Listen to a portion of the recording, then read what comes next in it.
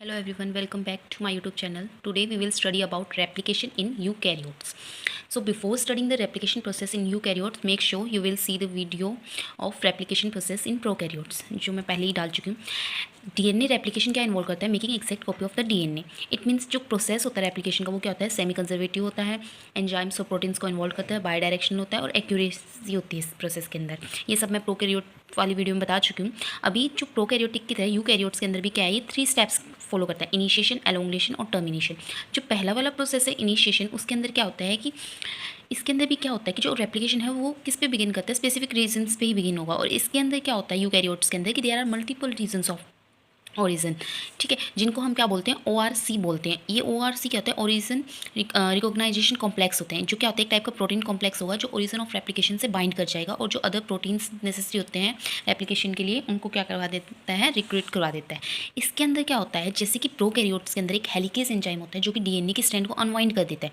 वैसे ही इसके अंदर क्या होगा? MCM होंगे प्रोटीन. MCM क्या होते हैं? मिनी क्रोमोसोम मेंटेनेंस प्रोटीन होते हैं. एक टाइप से क्या होते हैं? ये हेलिकेजेस होते हैं जो कि डीएनए पे लोड होकर उनको क्या करवाएगा? डीएनए स्ट्रैंड को क्या करवा देगा? अनवाइंड करवा देगा. MCM क्या करते हैं? कॉम्प्लेक्स फॉर्म करते हैं जिसके अंदर CDC6, CDT1 और ये CDC45 और GIN ये सब इंक्लूडेड होकर ये एक ओवरऑल कॉम्प्लेक्स बनाते हैं जो क्या करते हैं? डीएनए स्ट्रैंड जो होती है उनको अनवाइंड कर देते हैं. उसके बाद इसमें जो सिंगल स्ट्रैंड प्रोटीन जो इन्वॉल्व होएगा, यानी कि जो डीएनए स्ट्रैंड्स को स्टेबल करेगा, रीजॉइनिंग होने से प्रिवेंट करेगा, उसका वर्क करता है RPA प्रोटीन. ठीक है, और साथ में जो टोपोआइसोमरेज है वो एज इट इज़ वर्क करेगा. क्या प्रिवेंट करेगा? सुपर कॉइलिंग को प्रिवेंट करवाएगा. फिर जो प्राइमर फॉर्मेशन है वो किससे डन होएगी? डीएनए पॉलीमरेज अल्फा से. ठीक है, जो आरएनए सिंथेसाइज करवाएगा प्राइमर को वो डन होएगा प्राइमेज से, जो कि किससे एसोसिएटेड होएगा? डीएनए पॉलीमरेज अल्फा से एसोसिएटेड होगा. इनमें सेकंड स्टेप होता है वो होता है एलोंगेशन. एलोंगेशन में क्या होएगा कि जैसे कि प्रोकैरियोटिक्स में एलोंगेशन में कौन सा एंजाइम रिस्पॉन्सिबल था? DNA polymerase third. But eukaryotes में क्या होते हैं? डिफरेंट डीएनए पॉलीमरेज इन्वॉल्व होते हैं. जो कौन से होते हैं? एप्सिलॉन हो गया, अल्फा हो गया, डेल्टा हो गए.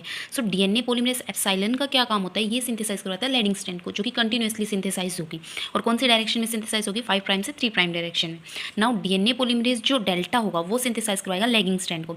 लैगिंग स्ट्रैंड को क्या करवाएगा? डिसकंटिन्यूअसली सिंथेसाइज करवाएगा ड्यू टू ओकाजा के फ्रेगमेंट्स की वजह से. देखो, जब लीडिंग और लैगिंग स्ट्रैंड सिंथेसाइज हो रही है उस दौरान क्या होता है कि जैसे कि प्रोकैरियोट्स के अंदर क्या था? स्लाइडिंग क्लैंप जो होता है वो होल्ड करके रख रहा था डीएनए पॉलीमरेज को ताकि न्यूक्लियोटाइड ऐड ऑन होते रहे. उसी तरह पीसीएनए वर्क करेगा स्लाइडिंग क्लैंप की तरह यूकैरियोटिक रेप्लिकेशन में, जो क्या करेगा? होल्ड ऑन करेगा डीएनए पॉलीमरेज को to add nucleotide. PCNA means proliferating cell nuclear antigen. Now DNA जब प्रोसेस सिंथेसाइज हो रहा है उसके बाद जो आरएनए है वो क्या होगा? प्राइमर रिमूव हो जाएगा. और उसको रिमूव कौन करेगा? RNase-H और फ्लैप एंडोन्यूक्लियस 1 यानी कि FAN1, ये बोथ क्या करेंगे? रिमूव कर देंगे प्राइमर को. ठीक है, आफ्टर रिमूविंग प्राइमर को रिमूव करने के बाद जो डीएनए पॉलीमरेज डेल्टा होगा वो क्या करेगा? ओकाजा की फ्रेगमेंट्स का जो गैप है वो फिल कर देगा. और जो डीएनए लाइगेज होगा वो जो ओकाजा की फ्रेगमेंट्स के बीच में निक फॉर्म होते हैं उनको फिलअप कर देगा.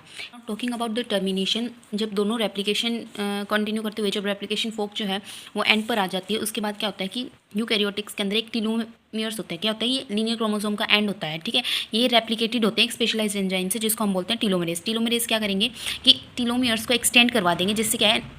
जेनेटिक इन्फॉर्मेशन का लॉस ना हो. ठीक है, इससे ये क्या करते हैं? रेप्लिकेशन को स्टॉप करवा देते हैं. क्या एक फ्लो चार्ट देख लेते हैं ओवरऑल प्रोसेस का डीएनए रेप्लिकेशन इन यूकैरियोट्स के अंदर. ये एक फ्लो चार्ट हो गया हमारा डीएनए रेप्लिकेशन इन यूकैरियोटिक्स के अंदर.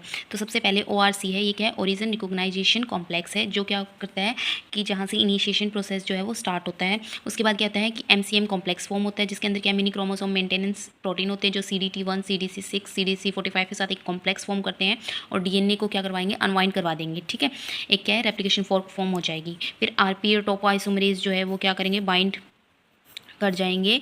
ठीक है, बाइंड कर जाएंगे ताकि क्या हो? उसके सुपर कॉइलिंग प्रिवेंट हो, उसके रीएनिलिंग और रिजॉइनिंग ना हो उसके. इसलिए फिर क्या है? प्राइमर की फॉर्मेशन होएगी. कौन करवाएगा? डीएनए पॉलीमरेज अल्फा जो है वो प्राइमर की फॉर्मेशन करवाएगा. उसके बाद जो एलोंगेशन प्रोसेस होती है यूकैरियोट्स के अंदर उसमें क्या होगा? लीडिंग और लैगिंग स्ट्रैंड होते हैं. जो लीडिंग स्ट्रैंड होता है उसके लिए कौन सा रिस्पॉन्सिबल होता है? लीडिंग स्ट्रैंड के लिए डीएनए पॉलीमरेज एप्सिलॉन यूज़ करता है. और लैगिंग स्ट्रैंड की जो सिंथेसाइज है वो डीएनए पॉलीमरेज डेल्टा सिंथेसाइज करता है. इसमें क्या होगा? जैसे कि लीडिंग स्ट्रैंड जो होगी वो कंटिन्यूसली होंगी और जो लैगिंग स्ट्रैंड होगा वो डिसकंटिन्यूसली सिंथेसाइज होगा ड्यू टू फॉर्मेशन ऑफ ओकाजा की फ्रेगमेंट्स. उसके बाद क्या होगा कि एलोंगेशन के बाद जो RNA H और FAN1 होगा यानी कि फ्लैप एंडोन्यूक्लियस 1 होगा वो प्राइमर को रिमूव कर देंगे. प्राइमर रिमूव होने के बाद क्या होएगा कि जो गैप है इनके बीच में ओकाजा के फ्रेगमेंट्स में उनको फिल कौन करेगा? उनको फिल करेगा डीएनए पॉलीमरेज डेल्टा और डीएनए लाइगेज. उनके जो ओकाजा के फ्रेगमेंट्स के बीच में क्या है?